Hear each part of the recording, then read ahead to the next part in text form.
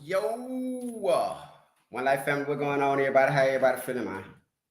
Oh, Lord Jesus. Now, what going on, everybody? Don't y'all do me like that. Listen, One Life. If y'all in the building, man, y'all please tap that like button for me, man. Y'all tap that like button for me, man. One Life, it's some breaking news going on, man. Y'all see what's going on. Y'all see the title. Lil Baby. And mind you, a lot of y'all weren't rocking with me last year when I was talking about this stuff. And I told folk, I said, Shawty, I be down in Fulton County, the YSL travel going on. I'm gonna show y'all the video.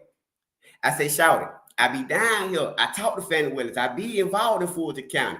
Y'all remember when I broke that story last year and I showed y'all where they had that pow situation and Lil Baby was in them cyber trucks down there by the taco place? Y'all remember I told y'all that? Let me refresh y'all memory. One Life family, how everybody doing though? And I ain't gonna lie, One Life, I need y'all help today.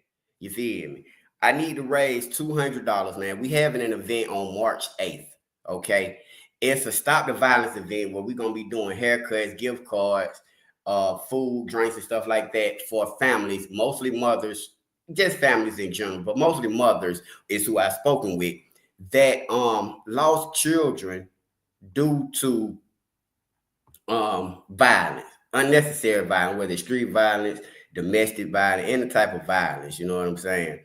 And we just coming together and doing some things for the community. Now, what ended up happening was at the last minute we had one of the people to back out, and that was fine. But it kind of put me at a last minute situation. It put me at a last minute situation, y'all. Let me try it like this. It put me at a last minute situation. And I would love you guys to help me out, honestly.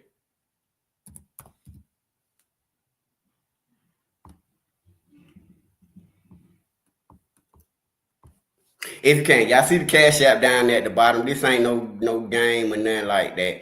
I'm just asking if y'all would definitely help me out. We definitely need to run up $200 ASAP. But I'm pulling this up while I'm talking to y'all about this because I definitely wanted y'all to see.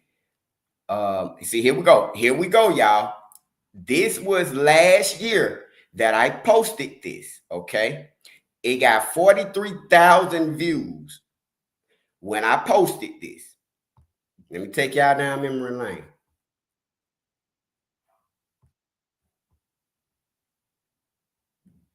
Because I know y'all don't remember. Hey, what going on, Tandra? What going on, Eula? What going on, Chris? What going on, One Life? How everybody feeling, man? Woo! This is a different story, y'all. I have been stressed out this week, okay? But I'm here to do my job. Y'all know I be at school. I be at work. We had this event coming up for the kids. It's on March 8th, where it's more so, like I say, the Stop the Violence event, and we doing the haircuts, food, drinks, stuff like that. Last minute person bagged out, man. They bagged out, you know. So I'm trying to see if y'all will donate to the channel. Donate is really to the Stop the Violence campaign. We're trying to raise $200 if y'all can, please. Please. Any amount will help. Any amount will help if you can. I'm gonna show y'all the flyers and stuff like that as well. But I want to show y'all this, okay? Because I keep stuff so real with y'all, One Life. This happened last year. And I broke the news for y'all when it happened. It got 43,000 views. Appreciate that. Thank you, Krabs Woman. Thank you. Now, y'all check this out. Why Lil Baby is next on the RICO list. I'm breaking it down for y'all. We got an episode. People were shot here. Yo, One Life family, I want to bring to y'all some breaking news.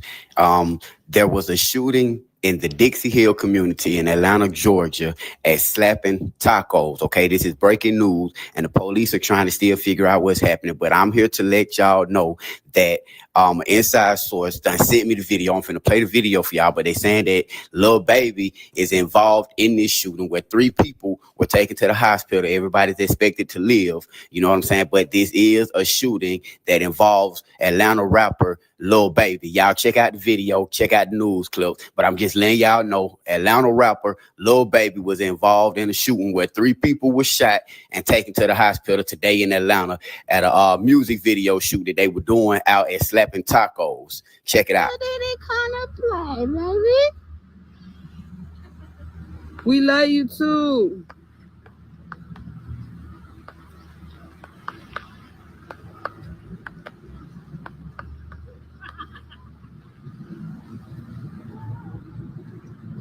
Well, we got the right one, y'all.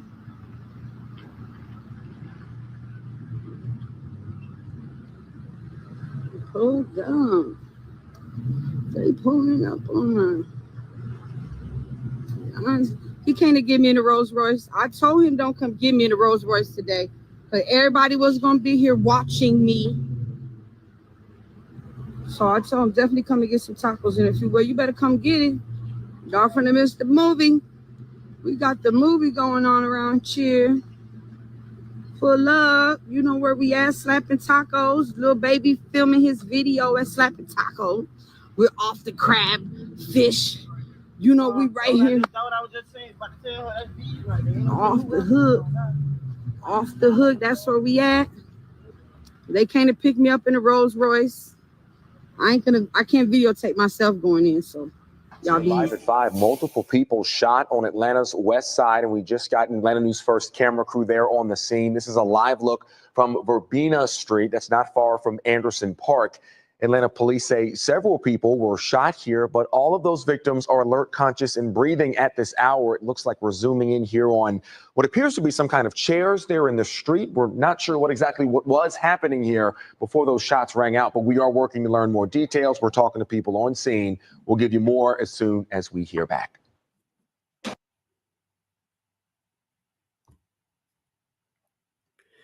Okay, so that was last year, ladies and gentlemen.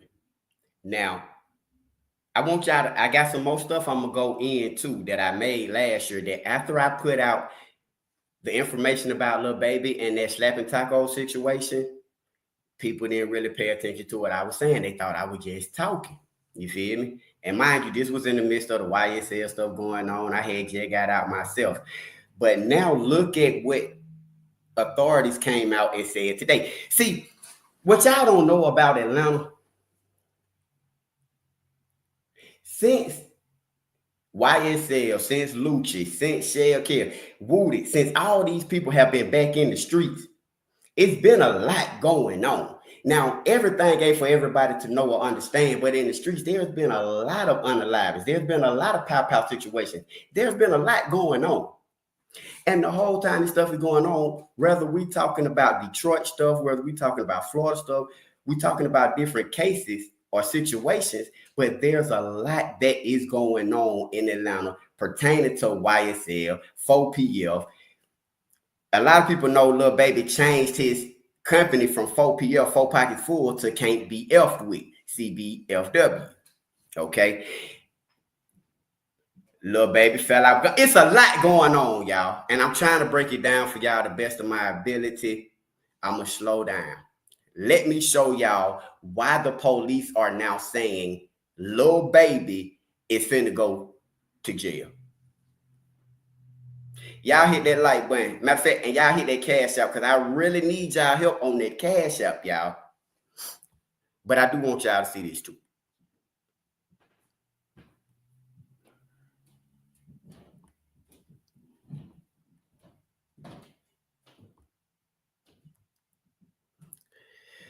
Call Lil Baby a coward.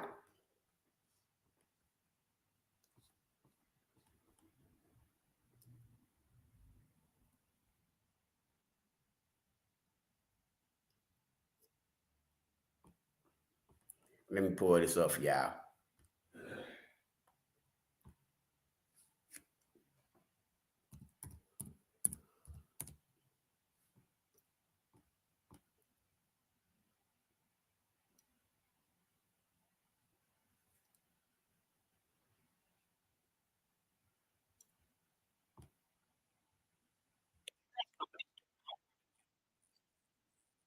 mean, why?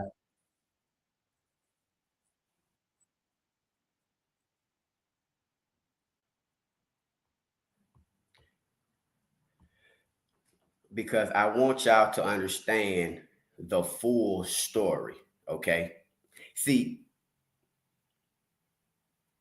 a lot of y'all know I'm from Atlanta. So I know a lot about what go on in them Atlanta streets, going all the way back to the YSL, to the nut situation, to the I was locked up with a lot of these dudes. I know a lot, you feel me? And so going all the way back to when Gunna and Lil Baby tapped in. Gunna and Lil Baby, they were going on their drip run. They were doing all this stuff out there on the south side. You feel me? That's when Lil Baby dropped that south side. He was tapped in with Gunna. Thug, I told y'all this story before. When that stuff happened with Nut, Thug had to go and get protection. That's why Thug ended up messing with the Crips, okay? No Bloods was rocking with Thug. Nobody was backing him. He had to get protection. That's when Thug linked up with King Troop. And King Troop was the big dog over the Southside, Shady Park, Rolling 60s, okay? Troop lost his life by Pat, who was a good fella dude.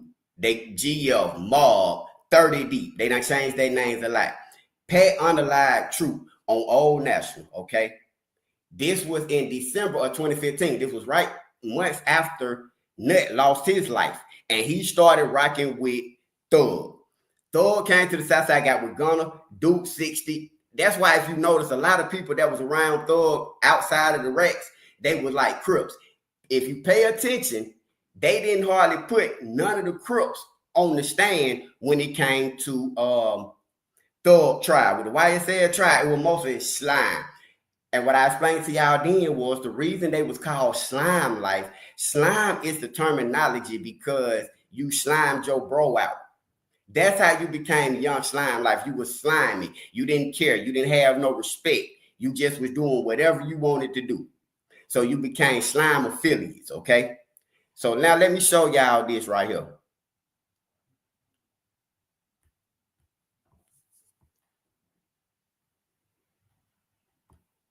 Y'all just keep up with me.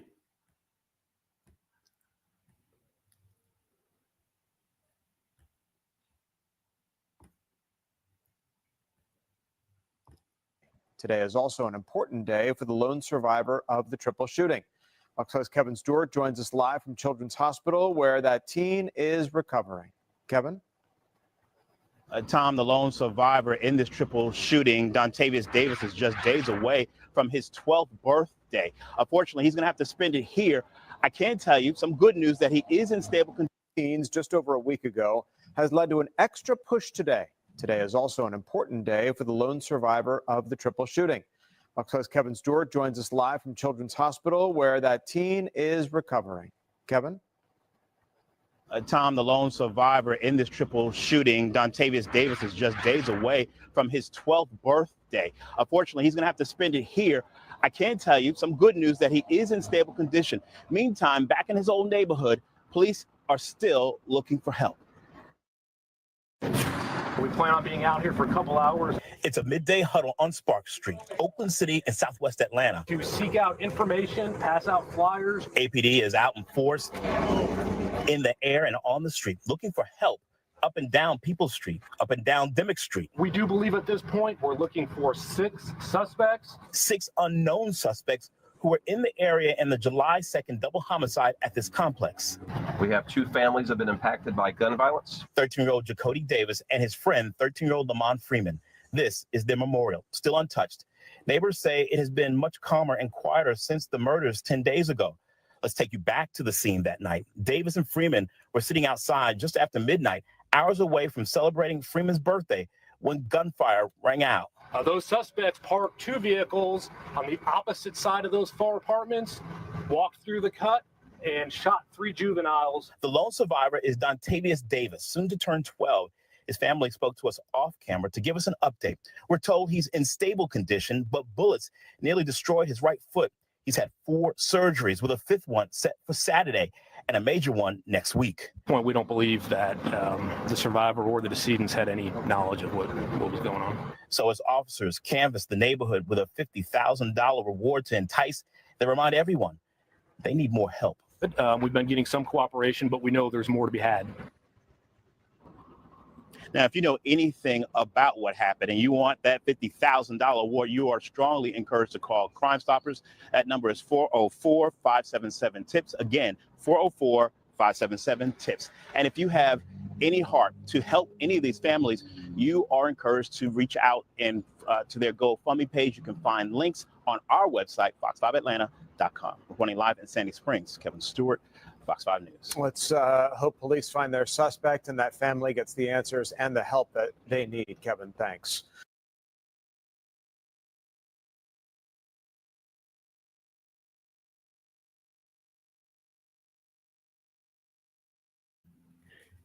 And so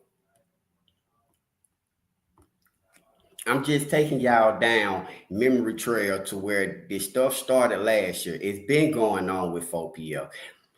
If y'all remember, Fulton County District Attorney Fannie Willis put out a RICO list of all the people that she had OTF on it. Okay, so let me go back to this part, right? Y'all didn't watch my documentary called Misunderstood, where I broke down how the YSL stuff came about with Thug, and I broke all that down. I even explained how Lil Durk and King Von used to mess with Think It's a Game. They used to be at the studio with Lucci and them because they was under Think It's a Game.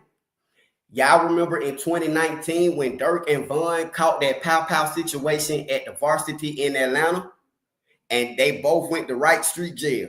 After that, Durk ended up going signing with French Montana. Durk went inside with French Montana. All this stuff going on in the streets of Atlanta. I told y'all that's when Thug went and got with King Troop. Okay? It was a lot going on. Keisha Bottoms' nephew, y'all. This is so deep. Y'all really got to go back and watch the videos that I was putting out when I got out of jail, and when nobody really paying attention to those because it was a change, you know what I'm saying, in what I would talk about on my platform.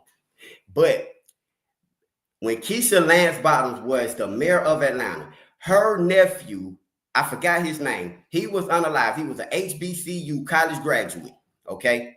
He was unalived by mistaken identity by some YSL dudes. They got sentenced. Their first trial was a mistrial. Then they eventually got sentenced to like life in prison or whatever. They made a statement in trial and said they mistook him or they had mistaken him for a rival G member, okay? They unalived the mayor's nephew. That's when Keisha Bottom, Fannie Willis, Shirley Franklin, all those women started getting together saying, hey, look, we're finna take back the streets of Atlanta. We finna start putting RICOs on all you dudes that want to be affiliated and want to claim this, that, and the third. And that's when they started locking up all the G members. That's why Fulton County is so crowded and so over capacity right now. All of the members and things like that is in Fulton County jail. Okay? That's why all that is going on, y'all. So now look, when they started taking the streets back over, Fannie Willis put out a list and said all of these names on this list, it was like 30 names, are going to be hit with RICO charges. It may not be today, it may not be tomorrow. This is what she said. She said, but they are coming. That's when Lil Baby, y'all remember when Lil Baby went and invested in the West End Mall? The West End Mall is the area where they first started locking up them young dudes and putting the RICOs on. They were rounding them up over there because they were going to gentrify the area, the West End area. They were going to gentrify it. So they started locking up all the young dudes. That's why Fulton County got a whole floor in Wright Street full of 17-year-olds. And then you got the rest, 17, 18, 19, 20, 21, 22, 23, already serving life in prison, RICOs and stuff like that. Facts. Okay? Now, a lot of these pow-pow situations, just like with Lil Durk, just like with Thug and everybody, they're coming back to the people who initiated them. These people said in the press conference It was two 13-year-olds and an 11-year-old who lost their life. Jacody Davis, and it was two more. They said this was orchestrated by adults, cowardly adults. That's why they are so about locking these folks up. One Life family. I'm just breaking it down for y'all as to why Lil Baby is going to be the next RICO. And this ain't nothing I made up. I'm showing it to you. And I've been telling folks about this since last year.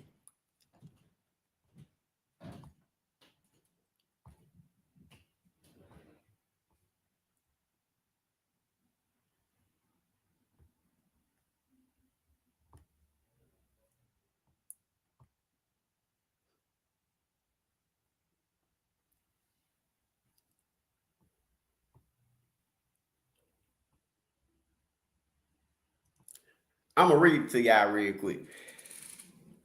Police say that the cowardly actions of an Atlanta rapper are what started a chain of events that led to two innocent children being unalive. On Wednesday afternoon, leaders of the Atlanta Police Department held a conference to announce 7 arrests in the Pow Pow unaliving of Jacody Davis and Lamont Freeman, both 13.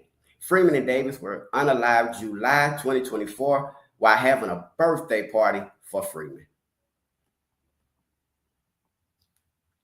That's crazy. Major Ralph Woolfolk with APD's Violent Crime Interdiction Section said the boys Pow Pow were part of a G war that started with a Pow Pow at a rapper's music video shoot.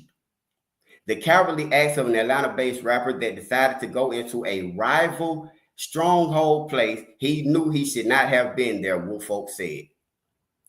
They have obtained arrest warrants confirming the rapper referenced as Lil Baby, whose real name is Dominique Jones. In May of 2024, 3 men were Pow Pow while Jones' music video shoot was being filmed. Police said that days after the Pow Pow situation, they saw several Pow Pows and unalivings that will be connected back to the music video situation.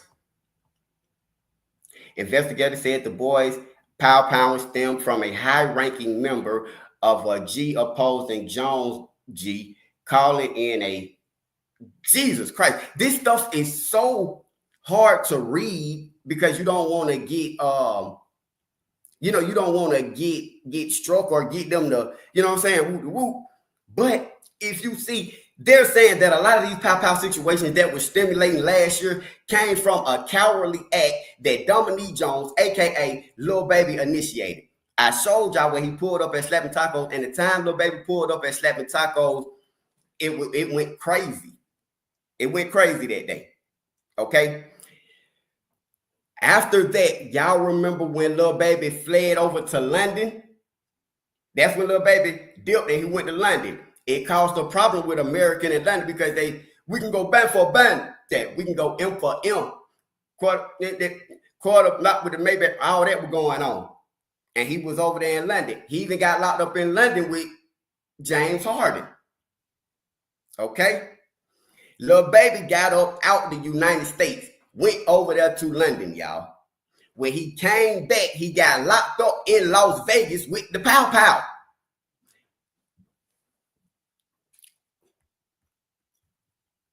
I'm breaking down for y'all. I got a lot on my mind, but I did want to explain this to y'all and talk to y'all and bring y'all up the par on this. And we're going to be talking about it because I know a lot about it. I'm a little frustrated. I got a lot on my mind, so I may not be having the same delivery right now. But y'all just really got to understand, man. And it's so crazy because this is one of the reasons why I'm doing the haircut event. You know, because I've seen so much of this stuff right here.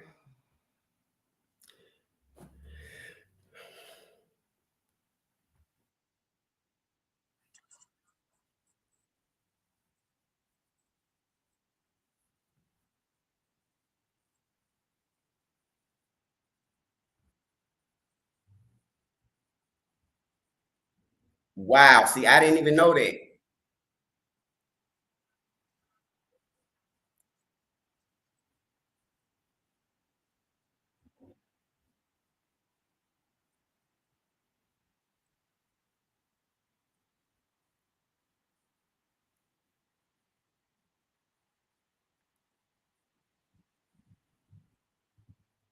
Where gun violence shattered the lives of 3 innocent children. It all happened around 12. So the Tuesday 11-year-old in Atlanta's Oakland Park neighborhood. Today, we watched is as their homicide brother. detectives spread out across the area as they continue to search for suspects. Not a secret, there are gangs in this area. There's been some reports of possibly a gang war going on, and these kids got caught up in the crossfire. What can you say about that? All I can tell you is these young kids, they had absolutely no ties to gangs. Police say Lamont Freeman was celebrating his 14th birthday with his best friend and classmate, 13-year-old Jacody Davis. Jacody's younger brother, 11-year-old Dontavius Davis Jr., was also there when the 3 boys found themselves under attack. They were hanging out with each other right outside their apartments. The gunfire killed Lamont and Jacody, but Dontavius survived after getting shot in the foot. Dontavius' father shared this photo of his son recovering in a hospital bed. Every kid wants to feel free and feel safe right outside their home, and they were ambushed. Tonight, Crime Stoppers, which is managed by the Atlanta Police Foundation, is offering a $50,000 reward for any information that leads to an arrest. There were innocent kids want to go to Sylvan Middle School.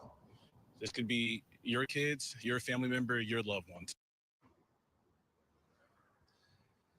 Again, that reward being increased to $50,000. Take a look again. We're talking about Crime Stoppers. It's now offering a $50,000 reward for any information that helps lead to an arrest. If you have any information, you're asked to call Crime Stoppers at 404-577-TIPS. Again, 404-577-TIPS. Again, you can remain anonymous when reporting that information. We are live in downtown Atlanta. Michael Seiden, Channel 2 Action News.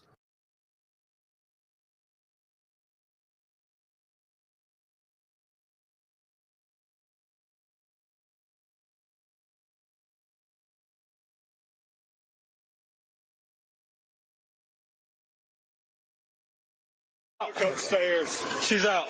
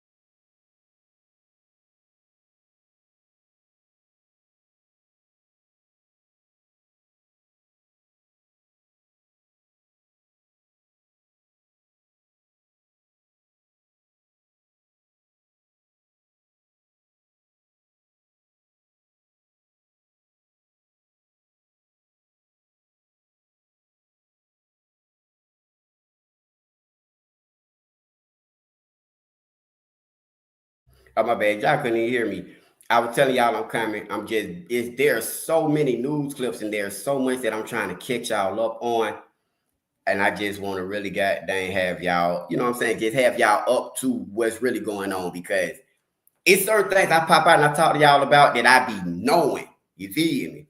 And when it's something that I know about, I love to come and talk to y'all about it because I be knowing. That's all, y'all.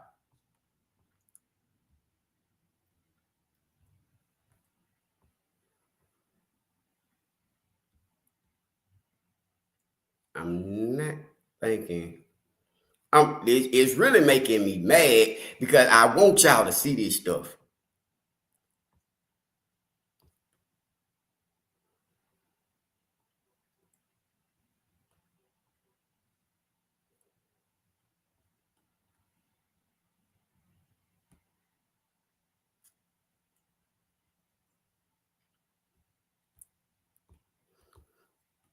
But it's almost like when certain people get in trouble,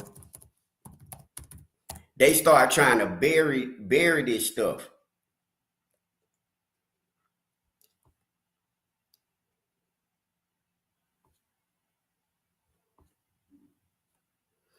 they start trying to bury the story so that they don't get out.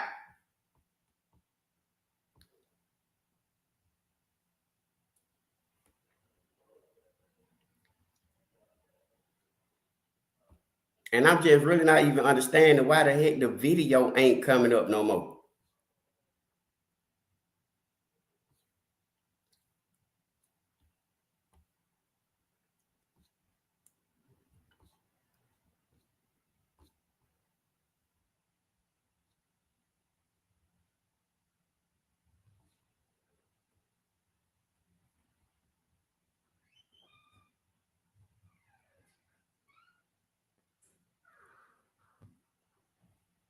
Let me see. This may be the press conference.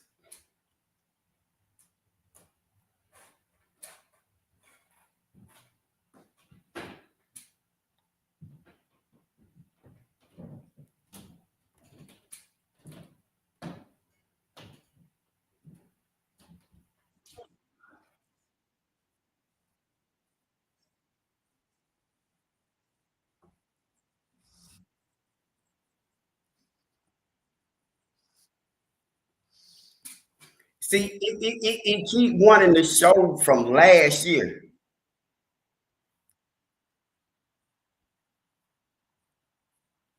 We passed last year. I'm trying to show y'all what happened right now today.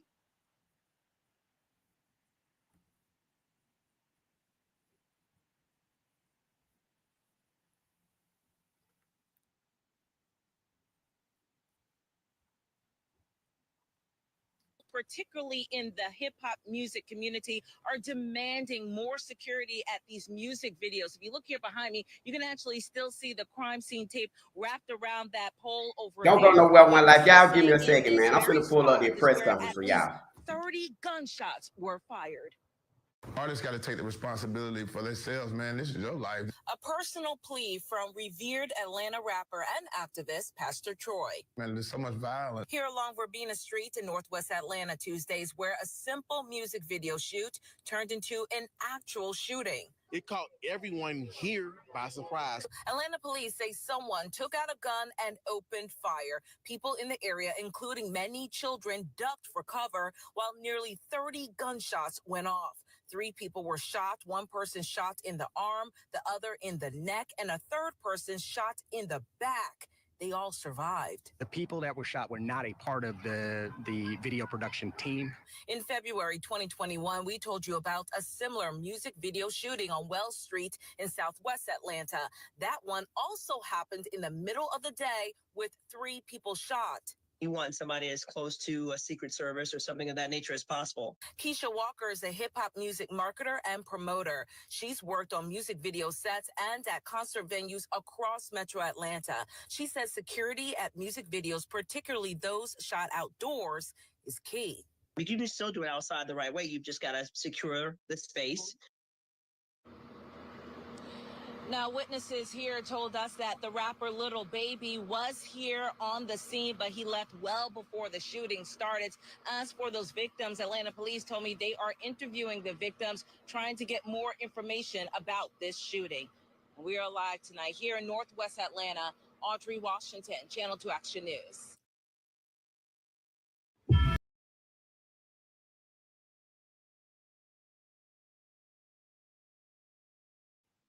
Okay, so I think I got it right here, y'all.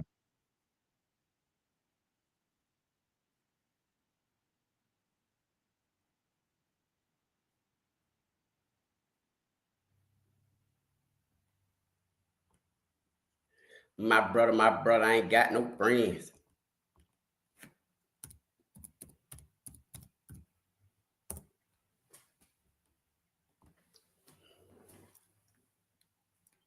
I got y'all, baby.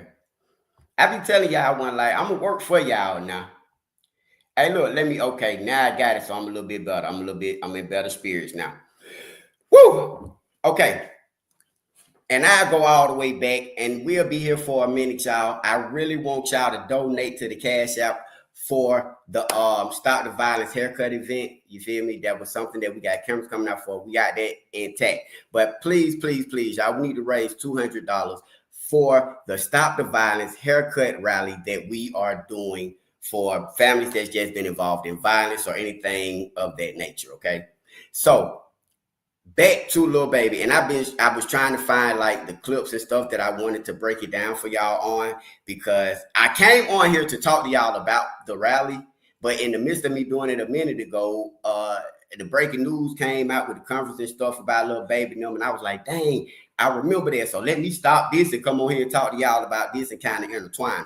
Now check out what the police are saying as of today about the cowardly acts of Lil Baby and adult men that caused for these two 13-year-olds and an 11-year-old who was injured in this situation.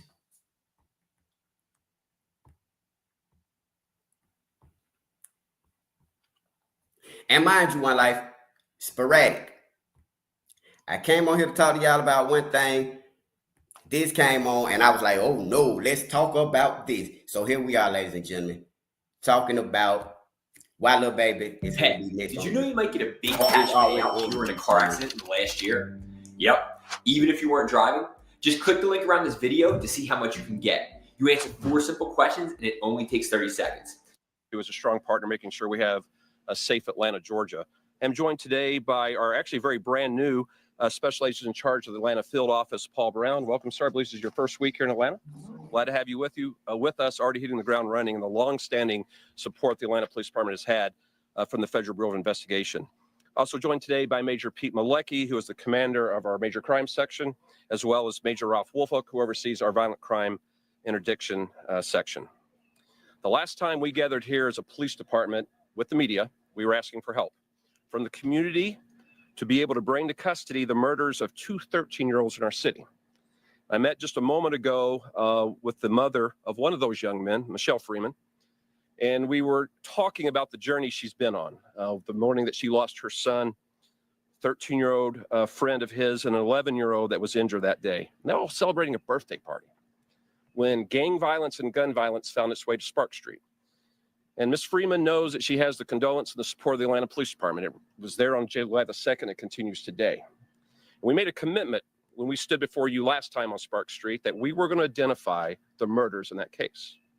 And not only were we going to identify the murders in that case, we were going to bring them to justice. And we're here today to give you an update on everyone being brought to justice that committed those crimes. Those crimes were just not against the Freeman family or the Davis family. Those crimes were not just against the Oakland City community or here on Spark Street. These crimes were against all of Atlanta. Because when gun violence touches this neighborhood and can claim the lives of 2 13-year-olds, it touches every Atlanta neighborhood.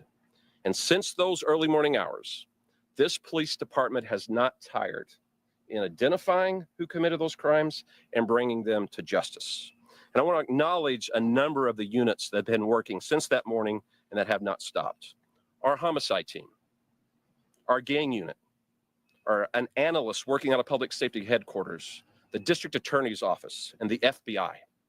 And these individuals that committed the crime here on July 2nd were dangerous individuals that, if allowed to remain free on the streets of Atlanta, Georgia, were going to use guns again to harm. These individuals cannot just be taken off the street without risk to law enforcement. And thanks to the Federal Bureau of Investigation, our Apex unit, our ACE unit, and our fugitive units, we have taken into custody the last 2 individuals that we have sought for this horrible crime. And we couldn't do that without the community. Because if you remember the last time we were here, we were going door to door on every home in this neighborhood asking for the community support. So for everyone that has provided a tip, that is called Crime Stoppers, for everyone that has worked with our investigators, I want to thank you. Because everyone has a role in keeping Atlanta safe. I'm going to turn the microphone now over to the special agent in charge of the FBI field office. And Zach Brown, I do want to thank you for all the work that your team has been providing. Long before you arrived in the city, we've had a strong partnership with the FBI. And for us to be able to stand here and tell the Atlantans we have removed 2 more dangerous murders off the street, we want to thank you for your role in making that happen. Thank you. All right. Thank you. I'm Paul Brown, the special agent in charge of FBI Atlanta's division. And it's first and foremost, I want to offer my deepest condolences to the Davis and Freeman families. No family should have to bury their 13-year-old children. The FBI is here as part of our joint efforts with the Atlanta Police and other law enforcement partners to solve cases just like this. The FBI assisted this case It's part of our ongoing commitment to APD to combat violent crime and gang violence that's plaguing our communities. Everyone should feel safe and secure in their community and their homes. Atlanta's violent crimes and gang squads work every day with APD and our other law enforcement partners in concert and through our Atlanta Metro Major Offenders Task Force and through our Atlanta Safe Streets Task Force to get violent criminals like Tredon Crawford and Ali Caldwell off the streets. We will continue to use every resource available, working with our partners to include the Atlanta Police Department to keep our community safe. Thank you for your time.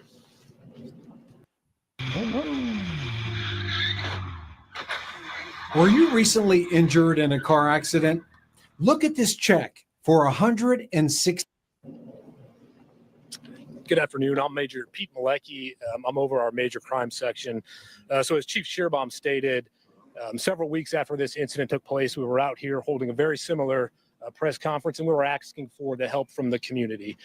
In just a moment, I'm going to show you some pictures of 7 individuals that we were able to take into custody in conjunction with this tragic incident. I stood here and told you the story how on July 2nd, just after midnight of last year, we had 2 13-year-olds and 11-year-old celebrating the birthday of Lamont Fremont. He had just turned 13, and he got to experience about 30 minutes of being a teenager before his life was taken. And when I turn it over to Major Woolfolk, he's going to discuss some of the investigative techniques and really the gang involvement and the gang ties that led to this incident taking place. But one thing I want to make absolutely clear, and I said it then and I'll say it again, these kids were innocent victims. So when we talk about the gang involvement, these 2 13-year-olds and this 11-year-old, they didn't have a gang involvement. We didn't have interactions with them as a police department. They were good kids in the community. And unfortunately, their futures, their lives were taken. So I do want to thank all the community members that gave us tips and information on this case. And while I can't say necessarily that one individual tip broke this thing open, each tip is like a little puzzle piece. And we took every one of those, glued them together, and we're able to thankfully bring this case to resolution. And I will say that even though we have made 7 arrests, we never stop working cases. So if anyone has more information, we would ask that you do bring that forward, provide that to us, and we will certainly investigate every detail of those tips. So right now we're going to show some images of the individuals that we have made arrests on. So 5 of these individuals we already had in custody, we had arrested. Some of them were in jail on previous charges not related to this. So once we established probable cause, we're able to serve the jails in which they're housed with these arrest warrants. So the first one there is Mr. Sanders. Let's flip in. Richard Hollis. Reginald Thomas. Marcus Crawford. Mr. Mobley. Tredon Crawford. And Tredon is one of the individuals that we took into custody yesterday. And then the final 7th individual is Mr. Ali Caldwell. If you notice with these individuals, 2 of them share the same last name. It's because they are brothers. So it seems like there was some type of family history of gang activity, gang involvement. And unfortunately, on the night of July 2nd, that escalated to 2 13-year-old children losing their lives. So I'm going to turn it over to Major Ralph Woolfolk, and he will discuss a little bit of the gang conflict and some of the investigative techniques and procedures that we used to get us here today. So thank you. Thanks, Major. My name is Major Ralph Woolfolk of the Violent Crime Interdiction Section. And I first want to say the overall theme of this case is grown men playing gangster that left 2 of our children in graves and a community in fear. And we know in these communities that strength is about building community, not destroying it. And in this case, leaving 2 young people in their grave. I want to thank the community that was here with our investigation team from the inception of this incident. Out on the night of the incident, we not only received investigative assistance from this community, but we also saw a community that was full of compassion and love. Video evidence depicted several people in this community pouring out of their apartments, attempting to triage wounds, attempting to transport persons to the hospital, and making several 911 calls from this community that were used throughout our investigation that led ultimately, with their assistance, to some of the apprehensions in this case. Here's the shocking truth about car accident payouts. Most people don't realize they could be entitled to a major cash pay. I want to also thank the FBI, who has not only been an incredible partner to us throughout this investigation, but has also been a consistent partner to us throughout our fight, as Chief Shearbaum always says, against gangs, guns, and drugs. We have had a consistent partnership with the FBI that has aided us in suppressing our violent crime.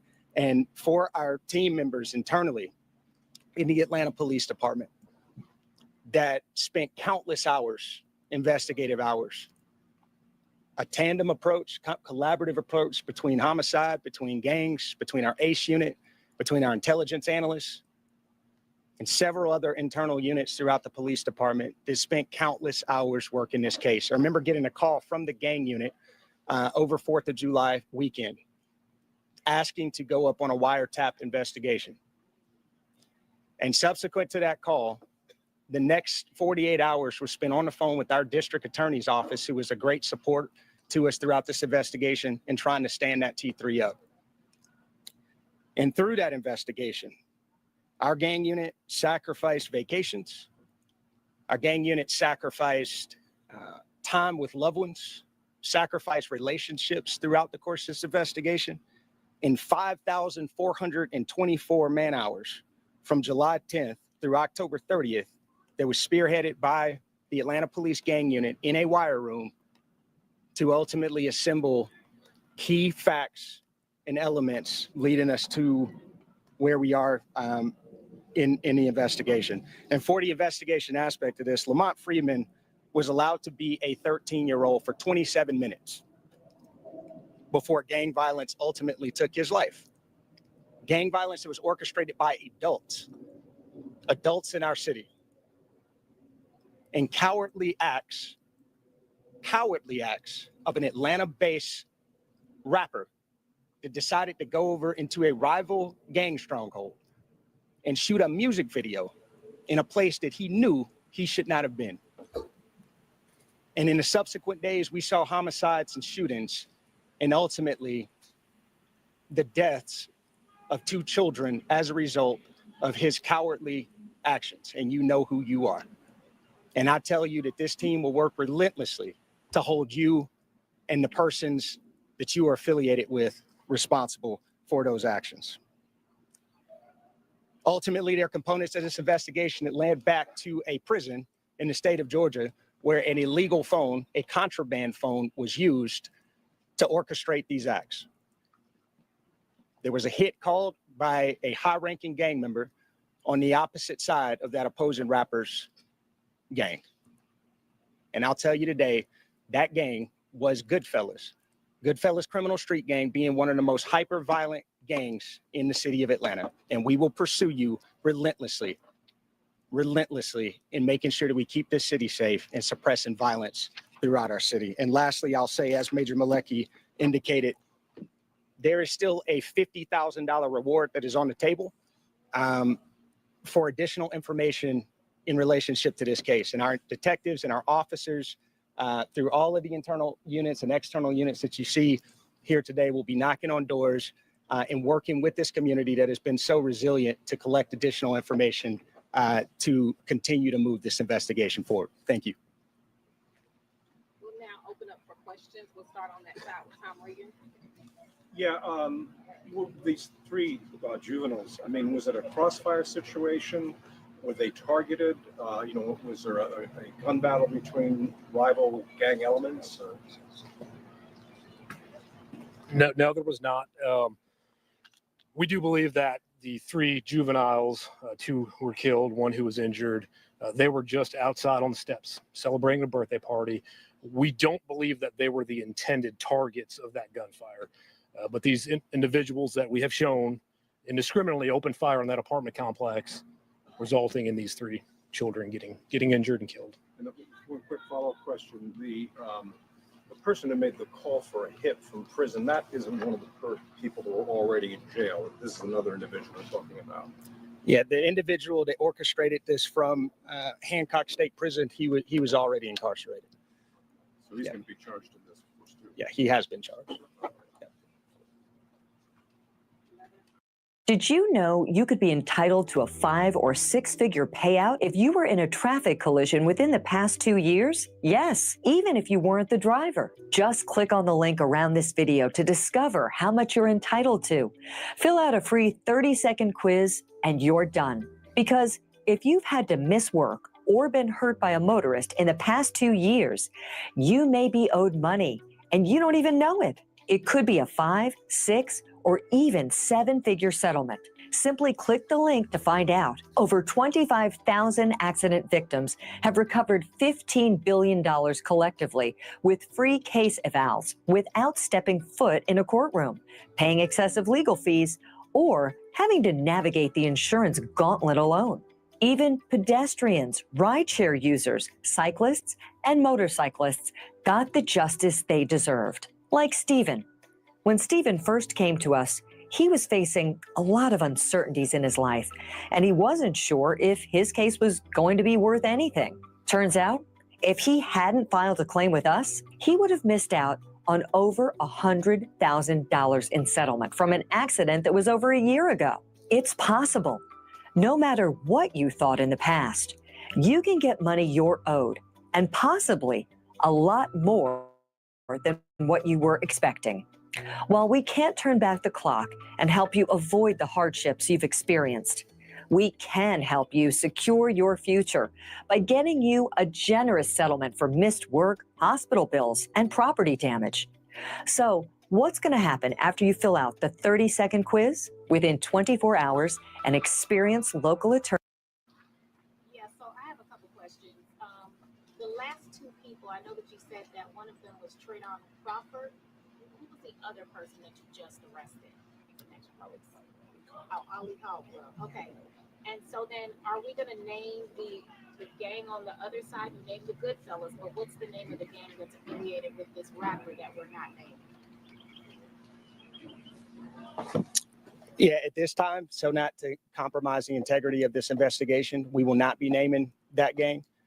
It is a hyper-violent hybrid street gang here in the city of Atlanta, and there's subsequent information that will follow in the upcoming preliminary hearing. So these guys that were arrested were Goodfellas members? Yes. Yep. No further questions? Chief, you can just remind everyone. Crime Stoppers, again, I want to commend the dedication of the men and women of the Atlanta Police Department. This is a case that I was regularly updated on, and Major Woolfolk and Major Malecki gave you some oversight, but they are understating when they talk about the commitment of the men and women of this department to bring closure to families and justice to this neighborhood. That is for every homicide we do. And so as I stand here today, there are clearly family members watching that still are waiting for justice for this family member. The commitment that is arrayed behind me, that I see around this group, is still active in every other homicide that we have open at this time. So Crime Stoppers, we encourage everyone, if you have information that will help us to bring justice to another family of this city, please use it. Do your duty as a citizen of this city to be able to provide information. And I want to thank you to the members of the media. You oftentimes have delivered to the community information that has caused individuals to pick up the phone and call Crime Stoppers or to use the online version to give us information. So thank you for what you do to keep our city safe. And just again, to the men and women of the Atlanta Police Department, wherever you serve, thank you for what you're doing for the second year on the road to reduce homicides in the city, robberies in the city, and shootings. I appreciate you all and so appreciative of the work you do across the city. Thank you all very much. Chief, did you say that the mother was one of the victims? That's correct. Would she care to say anything? That she didn't step down here today. We were speaking with her before this, but yeah. Thank you, everyone. For more information, just make sure you visit the AP. Are you drowning in payday loan debt? Have you taken out multiple payday loans and are unable to pay them back? Then listen to this message closely. A recently announced payday loan forgiveness program is allowing Americans with payday loan debts to be forgiven by as much as 80% of the balance owed. This program is only available for a limited period of time. We strongly advise you to call in now to see if you qualify for this limited time offer. If you fall behind on your payday loan payments, the creditors will contact your employer and pull money directly out of your paycheck. put a lien on your house or vehicles, and hassle you with collections calls every day. To put an end to your payday loan debt problems, click on the link below and see if you qualify for the Payday Loan Debt Forgiveness Program. It takes less than 30 seconds to see if you qualify. If you do qualify, we recommend you call right away, as calls are taken on a first-come, first-served basis. We understand that payday loans can be a lifesaver when you're in a bind, but they can also be very expensive and impossible to pay off due to their predatory interest. This new program will help to get you back on your feet and out of debt. Don't waste your money or time. Click on the link below right now to see if you qualify.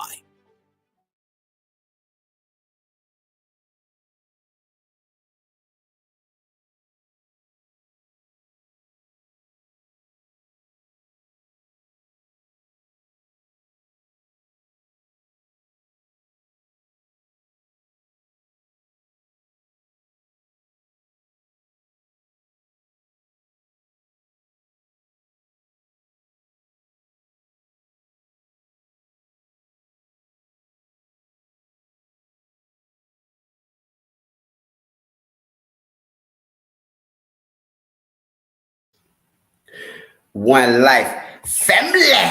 What's happening? One life.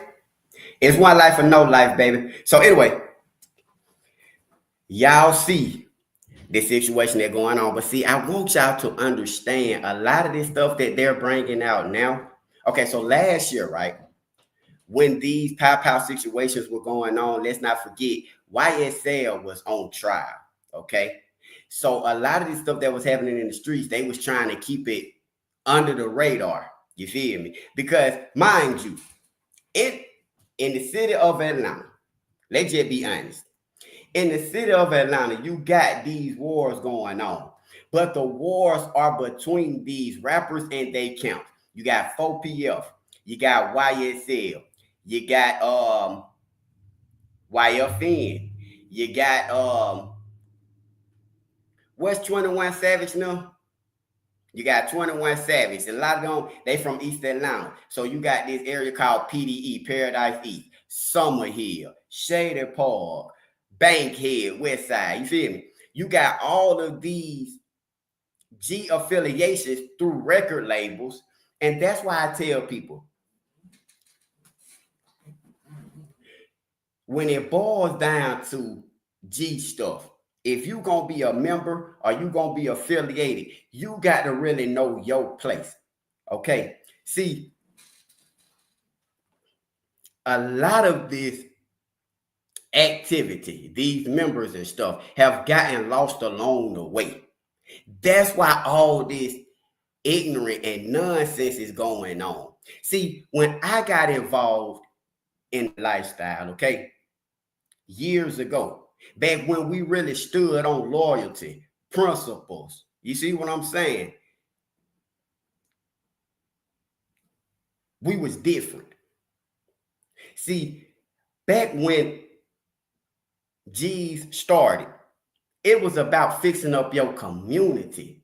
It was about getting this money and separating yourself from all these problems and certain people and entities having a foot on your neck.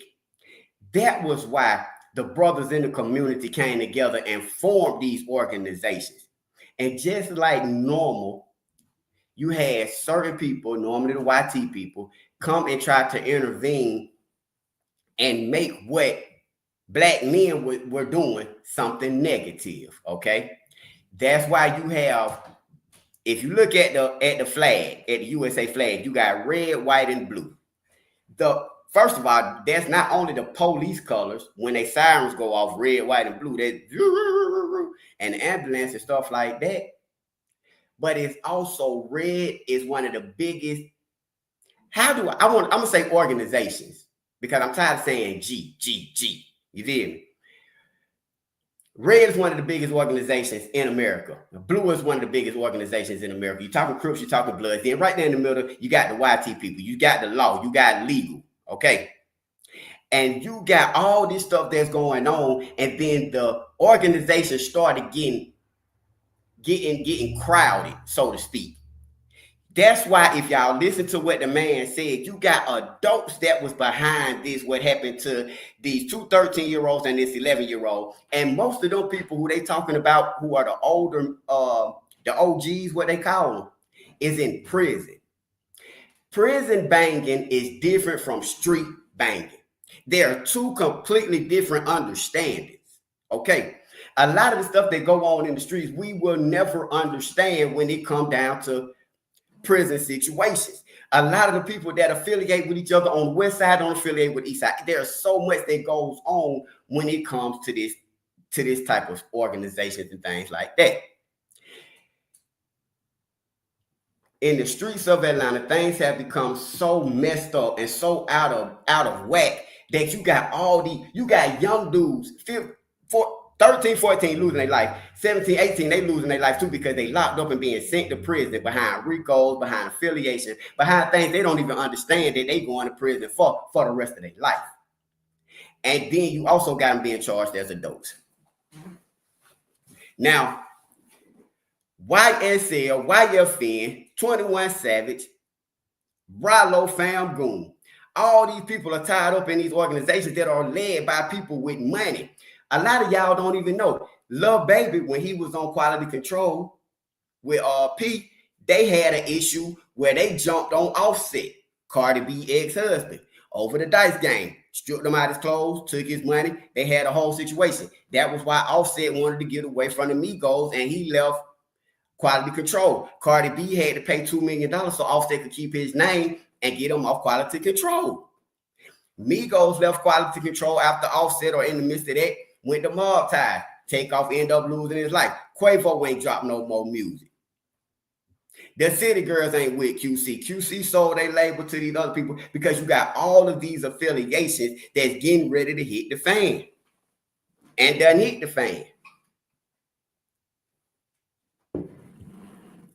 Now they coming back and they are still doing these investigations from last year and the year before that when people were losing their life.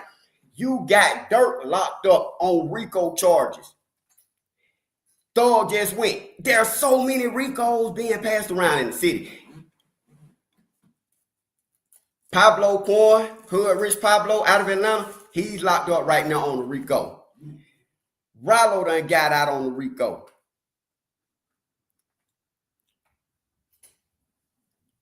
All these are affiliations. Everybody know Lil Baby and Gunna was like this. But Lil Baby felt the way because he said they Gunna snitched or whatever on Thug. Thug is Lil Baby right-hand man. Thug got out. Thug done did one song that we know ain't artificial intelligence, and that's on Lil Baby album. He ain't did no song with Gunna. Ain't nobody did no song with Gunna. Not that they got to, because Gunna carrying his own thing. Because Gunna and the Shady Park Crips, Rolling 60, who Nipsey Hussle stamped, no, ain't nothing Thug can do to them, boy. You the same one came to them for protection. I'm just putting it out there.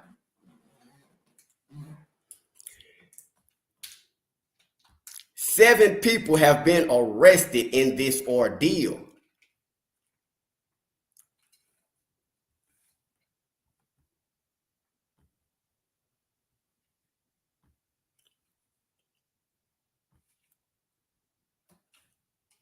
Seven people was picked up. And they were Goodfellas. Mind y'all, I told y'all Goodfellas is an organization that unalived King Troop. Pat, the dude, Pat, I was locked up with Pat. Pat unalived King Troop because, man, this stuff just deep, y'all. It's deep, y'all. It's deep. But what y'all can do, and I'll make it in a playlist form, y'all can go back and watch the videos that I made last year. And I break everything down. I promise y'all I do. I break it all down. Let me show y'all some.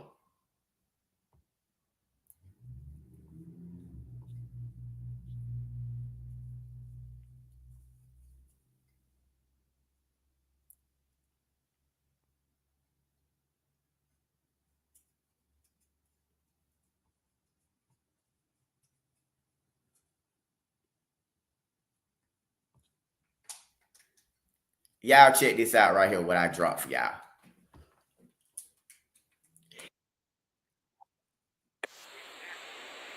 But if you pay attention to it, hold on, y'all. It's not off topic, but if y'all just keep up with me, we only been on here for an hour. I'm still trying to raise the money for the haircut, for the Stop the Violence haircut rally that we're doing on March 8th. So you got plenty of time to donate if you care to. If not, I'm still just going back over a lot of this information because y'all heard it here first. But you're definitely finna see Lil Baby. Y'all just heard the press conference where the police said Dominique Jones, Lil Baby, and coward men are the reason that these young brothers are unalive. Two 13-year-olds, two 13-year-olds was hit and an 11-year-old. One of them lost their life, according to what the police just said. But y'all take time today. I'm just really I didn't have a chance to really prepare for this, y'all. I've been at school, I've been at work. I have been stressed out since the people backed out of the March 8th event. I've been stressed out. I've just really been in a whole crazy world, y'all. That's why I'm really begging y'all for y'all help. If y'all can donate $200, it ain't got to come from one person. If everybody just help out with it, that's cool. If not, that's fine. At least hit the like button. I'm finna play this documentary called Misunderstood that I put out last year, and it was talking about Thug and the YSL stuff, and it even shows how Dirt got involved, things like that. Y'all check it out. If you got something to do, go ahead. I will be here for a minute. Boom. But I'm just trying to break this down for y'all. And again, y'all forgive me of my energy, y'all. I have had a really, really rough week, y'all. I really have. So y'all work with me one life.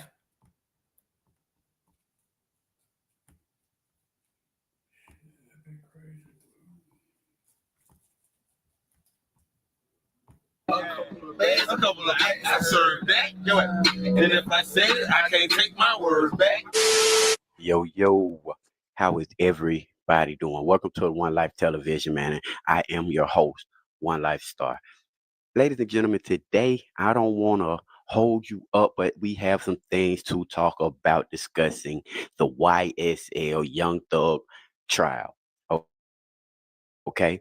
Now, the reason why I want to go into this is because I'm noticing and I'm seeing a lot of these content creators from City Nash to Infamous Sylvia to a plethora of others that are covering the YSL story, but they're giving it to you on a bare minimum basis, a minimum wage basis. They are only talking to you about, and this is no disrespect, I'm just saying what we're getting ready to go into is the real deal behind the YSL situation. How this started and how it ended up in trial is what we are about to break down, because one of the things with this case is this.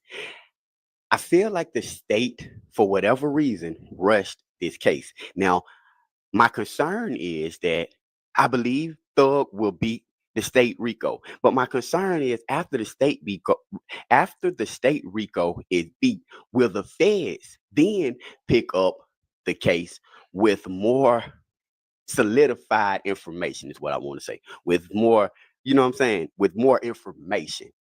Okay, so ladies and gentlemen, let's go into how this YSL situation played out, because in the courts, a lot of it pertains to the murder of Donovan Nutt Thomas. Okay. And that's what they're basically trying to build their case around. It's the unaliving in 2015 of Donovan Nutt Thomas. And they're trying to say that, you know, Young Thug was the person that orchestrated this and that and the third and had all of these things going on. However, that is not correct, because a lot of people have to understand Young Thug didn't get his first deal until 2013.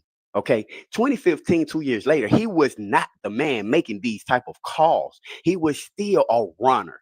He was what we call in the streets a runner. Okay, back then, yes, raised on Cleveland, the Rock Crew. You know, they had a lot of motion and a lot of things going on as far as streets go and street business and things of that nature.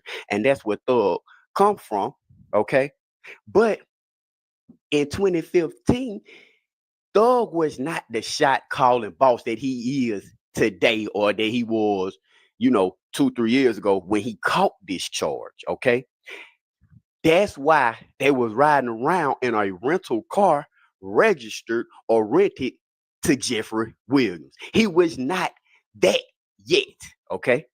So now I want to take this case and I want to start from the beginning in 2013. One Life family, let's go back to 2013 when Young Thug signed with Atlanta mogul rap artist extraordinaire Gucci Mane. Now, do everybody or anybody remember when Young Thug went and signed the 1017, which was Gucci Mane? And anybody from Atlanta know, or anybody really should know, that at Gucci Mane ran Atlanta before anybody, before Quality Control, before Big Nut, before anybody out of Atlanta was running it. I'm talking streetwise. You had Gucci drop So Icy. Okay? So let's not get away from who the real, you feel me? Who the real deal Atlanta mogul was. And everybody was scared of Gucci Mane. When nobody crossing Gucci Mane told, when nobody going there with Gucci Mane. Now, after Gucci Mane in 2013, signed Young Thug, the 1017 record for $25,000, he also signed the rap group Migos. Okay. Now, all of this is going on in 2013. I'm breaking this down to y'all because if y'all keep in mind, YSL or Young Thug or however they want to word it wasn't under investigation until 2014 because of all of the crimes and all of the hot stuff that were going on in the streets, the shootings, the robbings, and things of that nature. This existed and happened way before the robbery that they were trying to say occurred at Club Crucial. Not that the robbery couldn't have or didn't happen, but this problem was already going on with the streets, and it's much deeper than YSL and YFN. If you really think about it, and I'm finna break this down to you, a lot of entourages from 4PF to OTF to NBA YoungBoy 4K Trey to YSL to YFN, there are several people that are caught up in this whole ordeal. Okay. So let's focus on Gucci Mane signing Young Thug in 2013, the same time he signed Migos. He signed Thug for $25,000 because Gucci had all the artists at the time. You feel me? Gucci was signing up everybody to 1017, Brick Squad. Come on now. So with that information, I want to break this down to y'all. Let's take a look at the video and then we're going to bring it back. One Life. And when he came, I told him, I said, listen, I'm going to sign you. I said, I'm just gonna give you a shot. I said, I don't care if you can rap or not. I know you can hustle. So we're going to just hustle the music. I'm going to work with you. I didn't even know if he wrote his music. I really just wanted to help Pee Wee. Mm-hmm. But when I got that, when Pee Wee come to the studio, Pee Wee bring Thug and two other guys. I didn't even know these guys. I didn't even know he was bringing them. And Pee Wee was like, Gucci, listen, they hard. They the one who got me to start rapping. Sign them. And I had a bag with some money and I got $25,000 out. I gave it to him right there and signed Thug right there. Never had heard a song on him. But just because he told me to sign him. And that's kind of how I am. I feel like, I value Pee Wee's opinion so much. If he say this dude hard.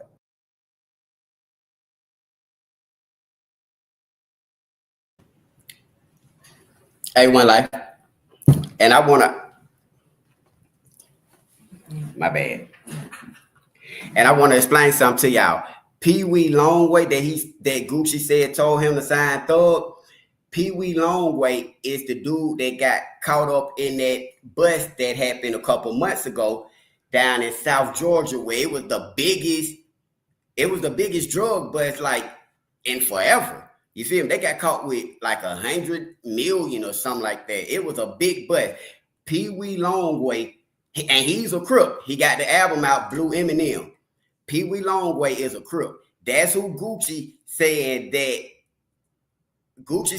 Pee Wee Longway, a crook, told him a blood to sign to sign Young Thug. He said he gave Young Thug $25,000 cash. Had never heard nothing from him. He knew he could hustle. So right there, Thug belonged to Gucci Mane. Gucci went to prison. When Gucci went to prison in 2014, 2015, somewhere around there, that's when Thug became a renegade. That's when Thug went to Birdman. Well, first he went to Think It's a Game with Nut. And the dude that owns Think It's a Game is not Nut. His name is Fly. He's an older dude. But Nut was a high-ranked dude, well-respected. Thug ended up going to Think It's a Game, rocking with Nut and them boys and Rich Homie Quan. Then he ended up signing with Birdman. That's why Gucci and Bird, if y'all really pay attention to YSL trial, it wasn't even about Thug. It was really about Birdman. Birdman versus Gucci Mane. That's why Gucci Mane artist Fujiano got with Lil Woody and shot that video. I think it's the one where they reenacted the unaliving of Donovan Nut Thomas. Mind you, Fujiano didn't sign with Gucci Mane till he had the new So Icy when it was Gucci Mane. I mean, when it was Pooh Shiesty, Fujiano. What's that dude name that overdosed? Big Scar, Money Moo, all them. That was in 2019. Fujiano wouldn't have known nothing about this situation that happened with Donovan Nut Thomas back in 2015 to reenact it with Lil Woody. And also with Lil Woody in that video was Threat. In the video. But anyway, I'm breaking it down for y'all. We're going back to last year when I was explaining all this to people and telling people that Lil Baby was next on the RICO. And people were like, you just put that on Lil Baby. I'm like, no, I read paperwork. I be in Atlanta. Not only do I be in Atlanta, when I'm in Atlanta, I'm down there at the goddamn courthouse because 9 times out of 10, I'm fighting a case. And I done been locked up with all these. Man, I know a lot when it comes to this stuff. I told y'all, I don't really come up here and talk to y'all in depth about nothing I don't know nothing about. I don't do that.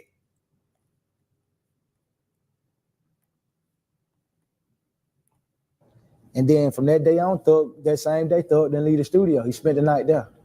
And then I come back and then he'll have all this, he have his sister, he have 30 people in the studio. But he'll never leave. He just always be there recording. Okay. So now I want y'all to keep up with what I'm telling y'all because this gets deep now. I'm telling y'all, we breaking this thing all the way down. Now, the other group that Gucci signed the 1017 that went to doing their thing is also the Migos. Okay, listen to what he had to say about when he signed the group Migos. Y'all keep up with me because this thing is deep, and I'm showing you how it all connects and how it all plays a part in where we're at today with the YSL trial. When they would have went to anybody else's studio, it went to them one day and people would have seen how Thug was kicking it back then because Thug was in the street. He was rugged. He had guns on him every day. Man, people went opening that door to that studio for them. And that's why I always be like, man, I'm the GOAT. Remember when I opened them doors for y'all, when y'all know y'all was knuckleheads, we was all on some knucklehead shit.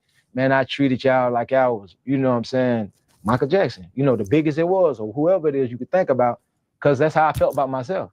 So it's like, open the door, man, that's such and such. That's how I be talking about it. Like, you know who that is? Well, them the Migos. This stuff. As soon as I met the Migos, I gave them the jury off my neck because the people in the studio, the Young Thugs, the Pee Wee, Scooter, it was a whole bunch of people in the studio. Boom. Not saying that. But the thing was, damn, you bringing in more people. So when I bring in some more artists, it's like they weren't always like receptive at first. The first day they seen the Migos. They kind of was to the Migos, but when the Migos like leave out the room, they kind of like, man, damn, what you got them boys from Maine? They got all kind of shit to say. I get so mad, I don't even say that. I take 2 chains off my neck, get one to take out one to Quavo, because they talking about their jury, they got so much negative to say. Like, there was, to me, all us in here, we all together, we got one pot. Mm-hmm. And that was my way of letting them know, hey man, ain't nobody in here better than you. The same favor I show.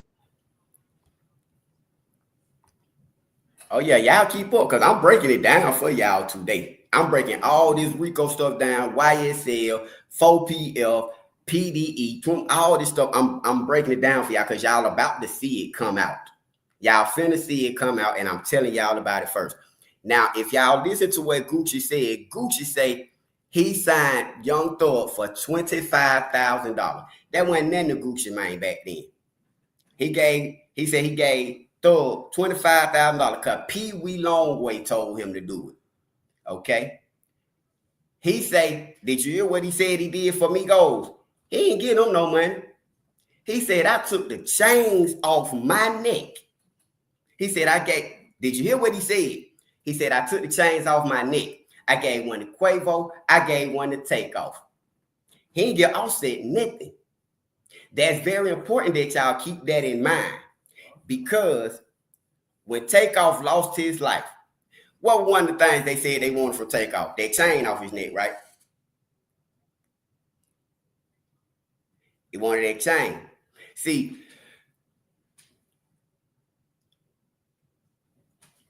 I'm going to finish playing this for y'all because I break it down in here for y'all. When Migos fell out with Gucci, I told y'all earlier, Migos fell out with Gucci. Lil Baby and 4PF beat up Offset, ramped him up out his drawers over that dice game. I think Offset had got into it with 42 Dugg or somebody. Lil Baby no got involved. They beat Offset ass out there in the parking lot. Cardi B, remember Cardi B was on QC too. Cardi B was on QC, City Girls, JT Young Miami, Migos, Lil Baby. QC had the whole lineup.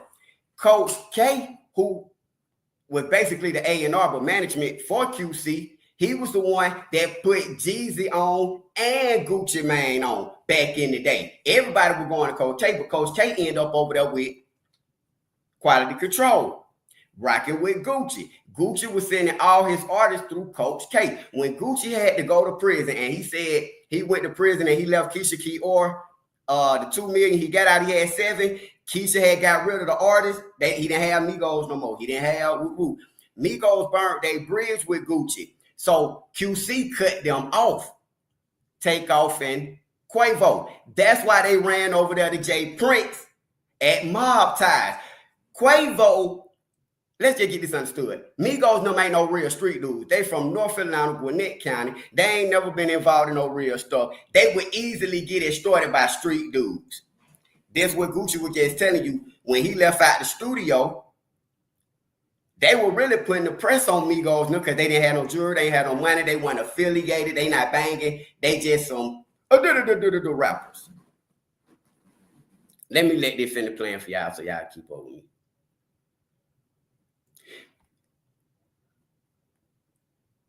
This all facts, and I'm playing it from the horse's mouth. I'm gonna show you, and I was showing them that too. And I didn't show them favoritism either. It's just like, man, we all the same, but nobody viewed it like that but me. Everybody thinking they bougie. Even if I just signed you and you were just fucked up, you turn up your nose at somebody else I just brought in the door. But I'm the only one with the money. And I'm like, damn, why everybody turn their nose up? But I'm going in my pocket first time I meet Thug. Here go 25, 30, 40, whatever money I got. You know, this will get y'all straight from now. Mm-hmm. But the door is open for y'all. We together. When I go somewhere, y'all go. It ain't no, we're a team. Y'all part of the staff now. We just all moving as one. Man, do I think they would do that? Nah, ain't nobody doing that. Okay. So keep up with me, you guys. I don't want y'all to get lost in the sauce, goddamn. But another artist that Gucci Mane was also working with, if y'all remember, was Soulja Boy. Shout. What's up, man? What's up, man? We throwing a big welcome home Soulja Boy, welcome home Gucci Mane party, man. When Soulja Boy was doing the Gucci bandana sway, it was the era where Soulja Boy went from doing all that dancing and stuff to starting to become a gangster. Y'all remember that, right? Do y'all remember that? This? From doing the dancing and stuff, he started switching over. Gucci Mane was kind of helping to write his music and was kind of pushing his image and stuff like that. See, y'all got to keep up with how I'm breaking this down to y'all now. And I'm trying to take it step by step because this is back in 2013. Okay, now we finna get into where the violence and where the problems started to occur. Because in 2013, y'all remember, Gucci went to prison. Gucci Mane got sentenced to prison in 2013. That's when all the backdoor, the slime and stuff, and all the problems start to occur. Y'all keep up with me. It's about to get deeper than deep. All right. Okay, so State of Georgia versus Frederick Davis. My name is Jesse Ball. Mr. Davis, you... It states the same thing. Just based on what the criminal history of Mr. Davis, we must ask for him. I asked him and confirmed that there was no attempt to serve him at a studio, at a residence. Accordingly, was confirmed there was no holds. Contacted fugitive, knowing from doing this for a while, of information about my client. I do want to say that I have a community service letter from somebody with the Atlanta Public Schools that I'll tender. I've shown counsel. I'll tender to Your Honor. I can approach. Whatever that is, we're just asking that the bond, their bond be set. I never asked for an amount. That's not my job. My job is to ask for bond. The conditions I leave in the courts with the court's discretion. Well, in the exercise of my discretion, I understand your position, Mr. Finley, but this gentleman does have a aggravated. Here's how to never have to worry about money after a car accident. Listen, if you have been in a car. Okay, so you ready to keep up with me one life? So now in 2013, when Gucci Mane is sentenced to 3 years in prison, his artist needs somewhere to go. Because mind you, he got all the hot artists. Everybody that you hearing on the radio and that's coming up and that's doing their thing is part of 1017 or Gucci Mane himself, okay? That's from Thug to Soulja Boy to Rich Homie Quan to it's a plethora of people that Gucci Mane is working with, okay? Migos included. So now Gucci, he goes to Coach K. He works out a deal for Migos. Mind you, again, I emphasize this. When he said the statement that he said earlier in the video, I took the chains off my neck. I gave one to Takeoff and I gave one to Quavo. I get so mad. I don't even say that. I take 2 chains off my neck, get one to Takeoff, one to Quavo, because they talking about their jury. They got so much negative to say. Like, there was, to me, all of us in here, we all together. We got one pot. And that was my way of letting them know, hey, man, ain't nobody in here better than you. The same favor I showed them, I'm going to show you. So I want you to pay attention to what he said now. I took the chains off my neck. I gave one to Quavo. I gave one to Takeoff. He ain't gave Offset nothing. Y'all keep this in mind because I'm going to come back to this in a minute. Okay? So now he now he works out a situation for the Migos. Check this out. You gave the Migos the P. I didn't give them to P. Okay, correct me. Yeah, I did, put them together. Yeah, because they was your artist. Yeah, I signed them first. Yeah. I found them and I put them with Coach K and then to manage them. And then when I was about to get locked up or whatever, we had a conversation, me and P and the Migos. And they wanted to go somewhere else, basically. I couldn't help them. And P wanted to be there. Shit. I ain't see nobody better than my buddy. And then, what was respectful about it, we had a conversation. So not only did I, we arranged it, shit, we was in full support of it to this day. That's the beauty. Okay. Now I want y'all to pay attention now. Because he just told y'all, Gucci just told y'all out of his mouth, he set up a deal for the Migos. He did that to protect the Migos. That's why he sent the Migos to Coach K. Okay? Peak game, y'all. Keep up with me. That's why he sent them to Coach K, because he wanted to protect them. Because other than that, they were going to eat y'all alive in the game. The Migos would have been extorted. They would have been all kind of stuff would happen to Migos if Gucci had not put them with Coach K, who put them with QC, who took care of them for a little moment. But mind you, Lil Baby, who is plugged in with Thug, is on this same label now. Okay? Mind you, the tension is there because they couldn't get Migos to come to Rich Gang. They couldn't get them because Gucci had already protected them and sent them to QC. He backdoored Gucci and got Young Thug. He backdoored Gucci and got Soulja Boy. They tried to backdoor Donovan Nut Thomas and get Rich Homie because Rich Homie and Young Thug was the collabo the streets was fiending for. He had to have them both. One without the other was like Tom with no Jerry. Y'all keep up with me now. The Migos are at quality control, protected under P, who is now on the scene because he got the hottest artist out at this time, Lil Baby. Come on, y'all. Keep up with me now. So now here come the extortion that I be telling y'all about. That's what Birdman them was doing to Donovan Nut Thomas. That's why they put the press on him about Rich Homie Quan. They were trying to extort him because they couldn't do nothing Gucci locked up. They weren't even finna try Gucci like that. Okay. Migos is with QC. They not finna try P like that. Okay. Now we got Donovan Nut Thomas. Okay. But y'all keep up with me now. We got Donovan Nut Thomas, who has Rich Homie Quan, which is the other half of what we need to complete our project. But he also has the other hottest artist in Atlanta, Lucci. Hey, did you know you might get a big cash payout if you were in a car accident in the last year? Yep, even if you weren't driving. Just click the link around this video to see how much you can get. You answer 4 simple questions and it only takes 30 seconds. Yeah, I got money way before the deal. So now we got to look at this. So 2013, 2014, all the backdooring and all the artists and all that problems going on, right? So now 2015 roll around, Donovan Nut Thomas lose his life. Okay. Y'all see where I'm going with this. Now Donovan Thomas, he lose his life 2015 because these artists are going there, money's being exchanged, business being backdoored, you know what I'm saying? Extortion is a problem. I just played for y'all a snippet of where Lucci went and did the song with Migos, the same artist that came from Gucci Mane 1017, just like Thug. But Thug, who was dealing with Nut, with I think it's a gang, but end up over at Rich Gang, you feel me? Had already picked his side, which was over at Rich Gang. Now they were trying to get, like I keep telling y'all, Rich Homie. But these the same people who is extorting or trying to extort Nut. Nut ain't going for the extortion. Lucci, he keeping it loyal. He not switching sides, and he not going for the extortion. I wanna, cause I'm gonna bring y'all up to 2019, but we gonna have to go back because I gotta break some things down to y'all. So y'all just keep up with me and pay attention, okay? So now we move this thing on up to say about 20. Let's say 2019, okay?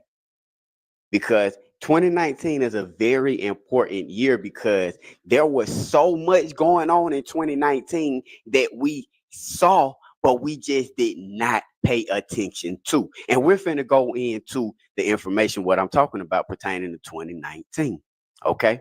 So now, as most of you may know, there's an artist out of Atlanta by the name of Bloody J, okay? Well respected in the streets, you know what I'm saying? He do his thing, do his music, so forth, right? The reason why I want to bring y'all to 2019 is because at this point, Bloody J has gotten out of jail, okay? And he decides to drop a diss record against Gucci, okay? Now, Bloody J, he was the same as Rich Homie Quan and Young Thug. He deal with Birdman, he deal with Rich Homie, he deal with, you know what I'm saying? He was caught up in the same circle, okay? But he ended up going to jail, and I don't really know how his record deal and stuff like that worked out, but I know that they were all affiliated, okay? So now you got to where he drops this diss record 2019, like around February 2019, he drops this diss record against Gucci, okay? I'm mad at Gucci. Fuck that nigga. Really though? Why is that? Cause that nigga be goddamn. That nigga acting like he ain't my motherfucking big homie. I'm gonna fuck that nigga. Right. All right. Hey man, I don't fuck with Gucci, so I'm gonna let you have that one by yourself. You know what I'm saying?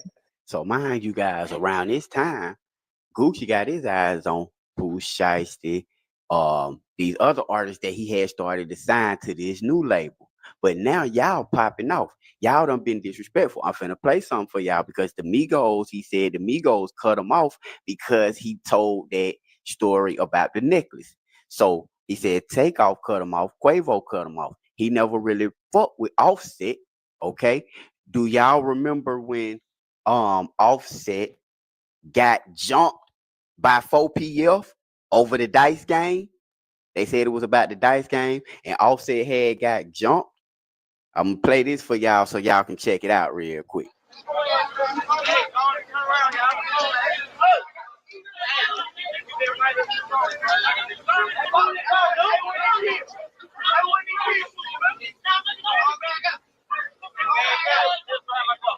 They doing? They riding in? They're taking these seats.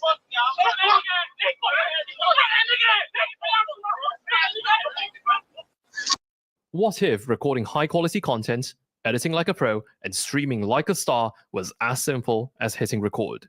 With Riverside, it's just that. Riverside makes the entire process easy, from recording to editing to streaming without having to jump from app to app. Everything you need is all in one place. Everywhere.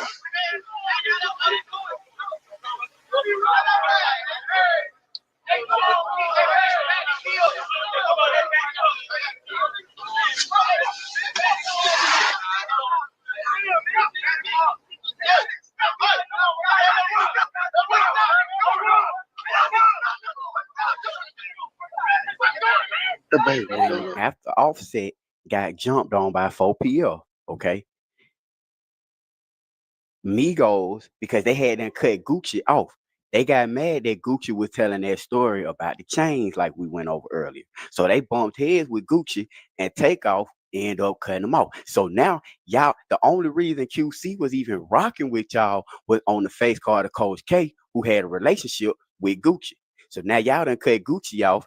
They done got jumped on by Offset done got jumped on by 4PL. They really ain't getting no love at QC. They got Cardi B. They got what's some other girls that? City Girls. So they got a full roster. Slowly but surely, Migos is fading away. Migos went to Mob Ties. Y'all remember when Migos went to Mob Ties? That's why they ended up over there with Jay Prince Jr. and stuff, because they was trying to keep protection.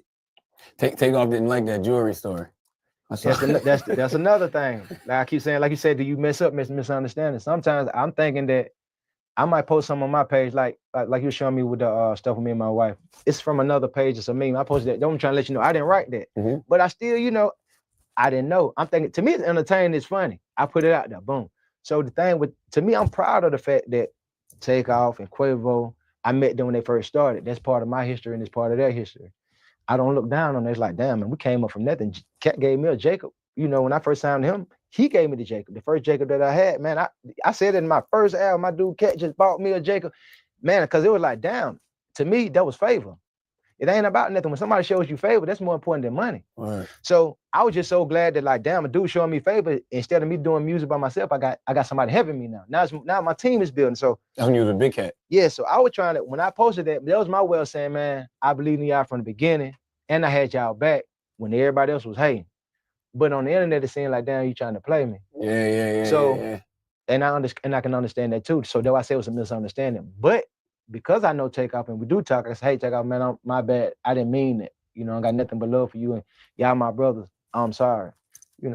So I told him that, but hey, they still ain't talked to me since.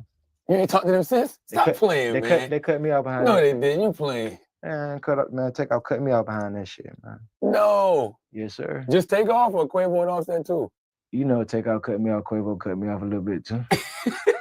In the midst of all this stuff going on, Lil Baby 4PF crew is beefing with 21 Savage's 4L crew, okay? A lot of people don't know this, but 21 Savage or his crew allegedly are the ones who shot Young Thug at one point in time. And 21 Savage was also shot 6 times, okay? So now you got 21 Savage beefing with Lil Baby 4PF, who Lil Baby is cool with Young Thug. Now Thug say him and 21 Savage got past that and they was okay. Pretty supportive of you? Yeah, I was already popular before I started doing music. I was like, at one point I was popular. I was popular for being the youngest nigga in Atlanta getting shot, shooting people. Like I fucking got shot. I think I was like 12, 13. My first time in shot. Damn. What happened? Oh, you don't feel like talking about it? It was a shootout. Some niggas just pulled up in our hood, rolled down the window. You know what's so crazy? One of the guys is my best friend now. He a rapper too, right? No. Oh, okay. It's about 21. Yeah. He No, it wasn't him though. It was some niggas from his side of town. Mm-hmm. But now this nigga like my best friend. This nigga shot me. How does that happen? Like, how does that transition to him becoming one of your best friends? He ended up going to jail like 3 times. Not for that. He didn't ever go to jail for shooting me. He ended up going to prison like 3 times though. Like doing like 5 years, 3 years, 2 years, shit like that. I don't know. I just like grew a heart. I think I just grew a heart from him because of prison. I'm just like, fuck, this nigga keep going to prison. Man, I can't even kill this nigga. That ain't funny, man. This guy is so crazy. You got to up on one of these dudes who shot you. Are you really finna let that ride? Now I'm just telling you. Now you can check out what Thug said about the situation, so you can hear it for yourself. So I want y'all to keep this in mind. Lil Baby, Migos, Soulja Boy, Birdman, Gucci. You know what I'm saying? All this stuff is going on right in this time era. Okay, so now when we get to 2019, like I was telling y'all, this come out, Gucci back in full mode. Okay. Now it's hot. Okay. Everything is hot. It's hot for the artist that Birdman is working with. What I mean by that is Thug is in the streets heavy. Robberies, unalivings, all kinds of stuff is going on between a lot of it because of the Nut situation. Ever since when Nut lost his life, a lot of things became hot. You feel me? So that's when. Do you want to see how much money you're eligible for? If you were in a car crash within the last 2 years, that was not your fault. Baby Birdman went and started working with NBA Youngboy. I think NBA Youngboy might be the biggest rapper. I said that 5 years ago. What you mean big when you say big? Ain't no nigga gonna be bigger than NBA Youngboy.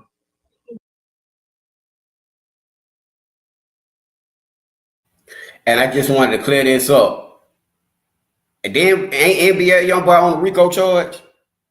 Not only on the RICO charge, he locked up in the feds right now. So y'all just pay attention to how all this stuff tie in. That's why I stopped it. Because all these boys is doing RICO time and Fed time, all of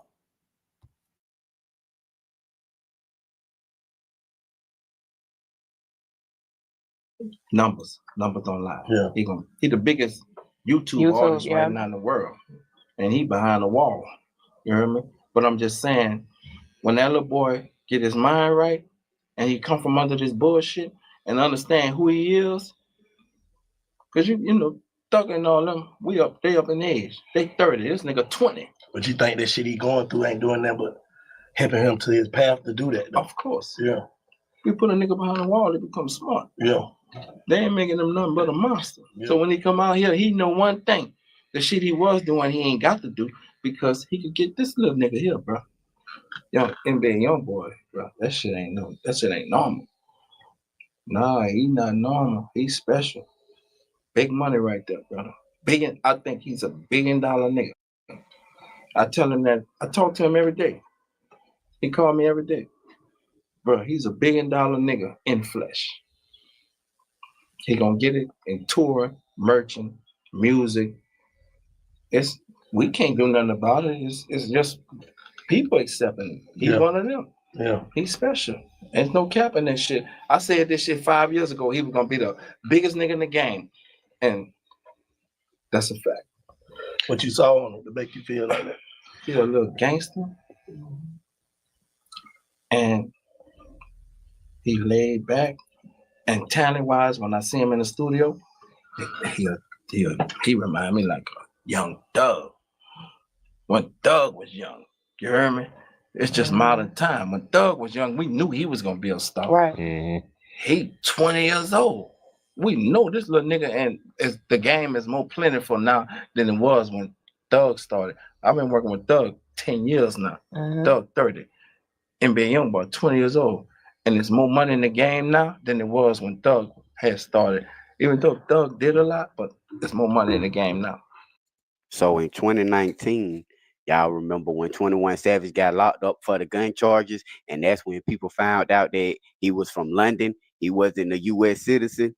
So when that situation happened, Chris Brown started trolling him, making fun, talking mess and stuff like that on social media. Offset, that's why I keep stressing to y'all the relationship with the Migos and stuff.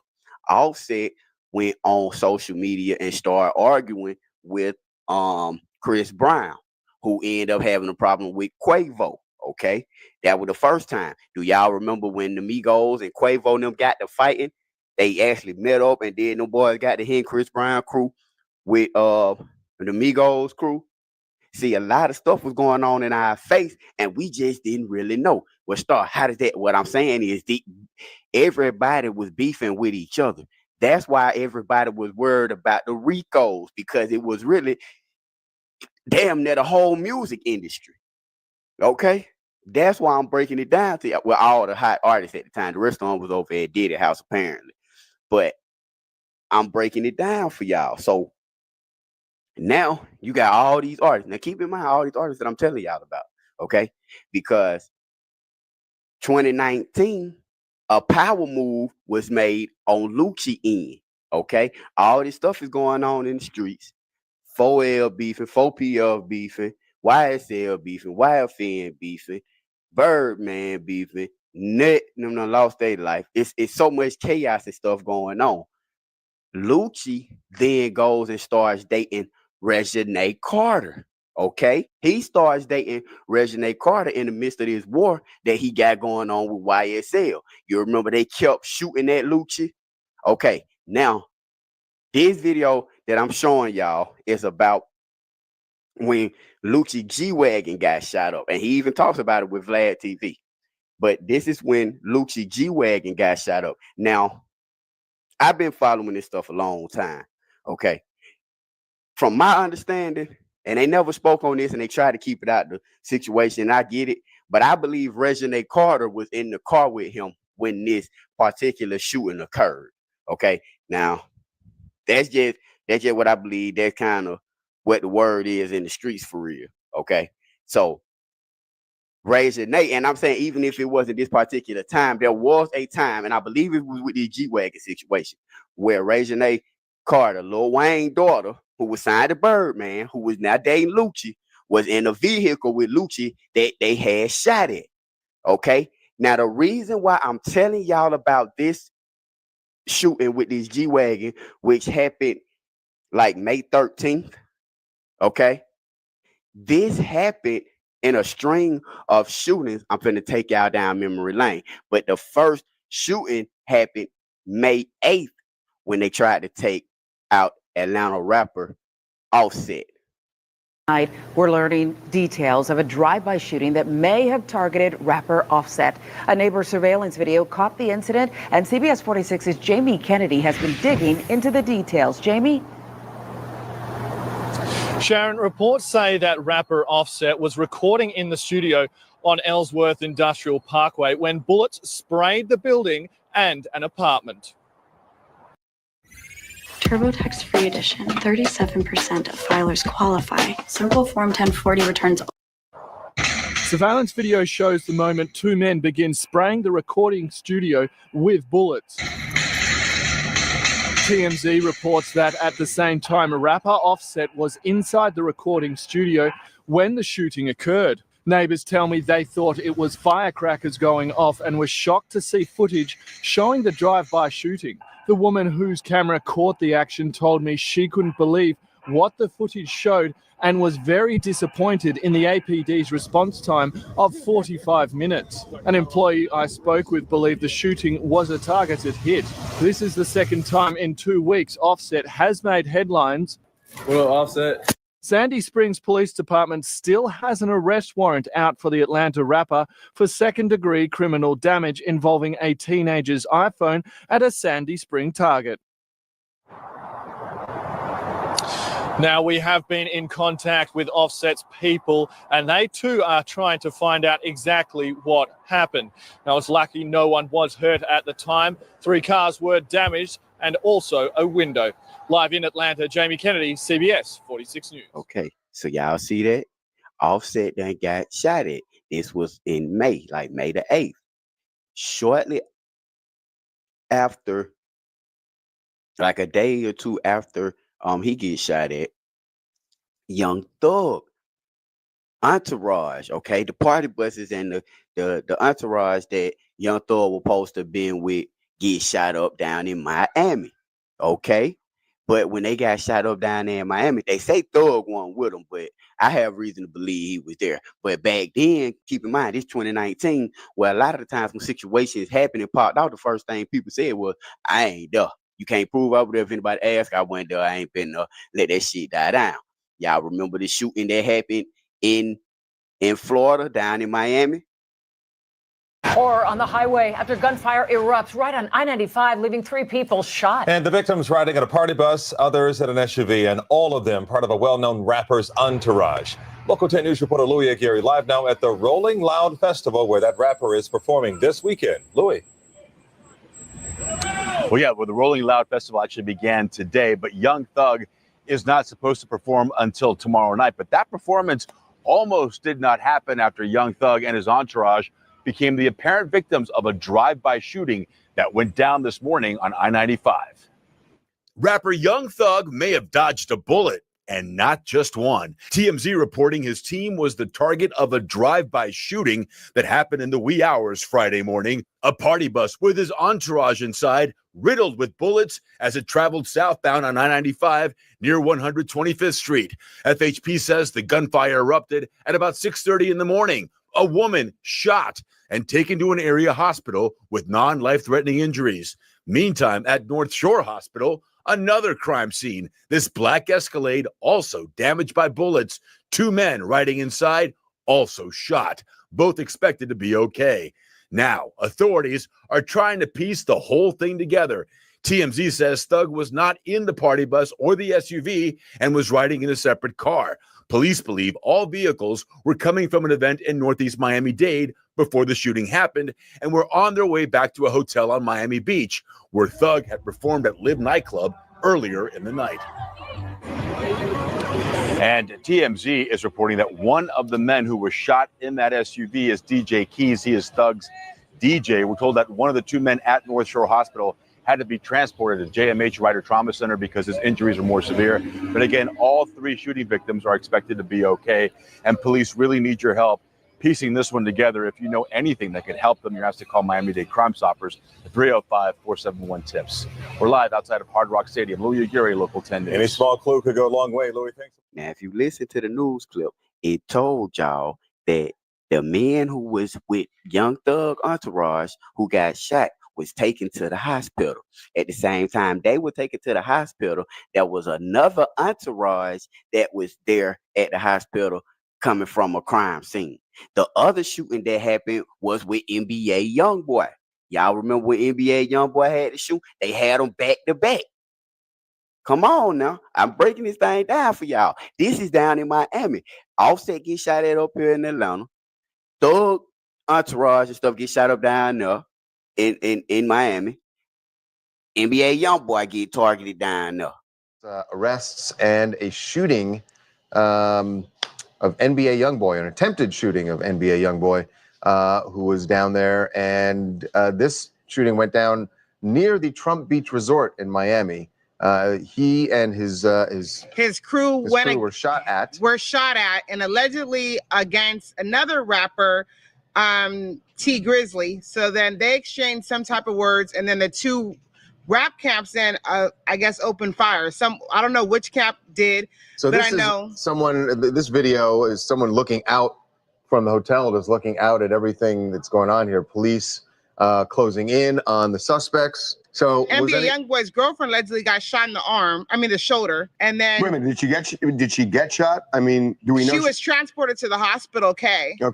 After that, so 2 other innocent bystanders were allegedly hit. A 5-year-old boy grazed and a unknown man who's 43 years old. who All in works the at same. All in the same Hertz. incident. Yeah, they say that a 5-year-old got grazed and a Hertz person got shot also, who had nothing to do with it.